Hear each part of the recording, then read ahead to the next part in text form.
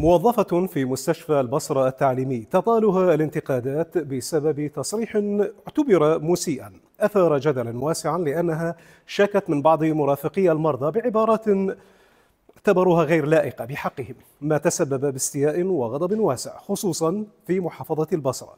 هناك من طالب بالتحقيق معها ومعاقبتها لعدم احترامها المواطن، مؤكدين ضرورة الحفاظ على أخلاقيات المهنة والتعامل بإنسانية.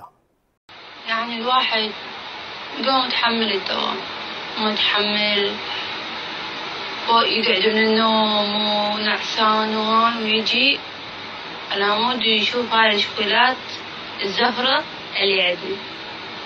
مو الكادر طبعا، ما جاي أحكي على الكادر أهم منها. جاي أحكي على المرافقين. يعني أنت تجي ويا مريضك، إيش دعوة هاي التفكيرات الزايدة أو كأنه مريضك هو آيات الله العظمى. أوكي، يعني لو واحد عنده مريض لازم تدعوفين هذا المريض اللي بيجي وتجي تعطينه علاج تروحين المريضة، يعني المريضة احتمال أهم من هذا المريض. يعني هاي العقليات اللي عند المرافقين. دائرة صحة البصرة تدخلت وأعلنت إحالة الموظفة للتحقيق لإنزال أقصى العقوبات بحقها في حال ثبوت إدانتها.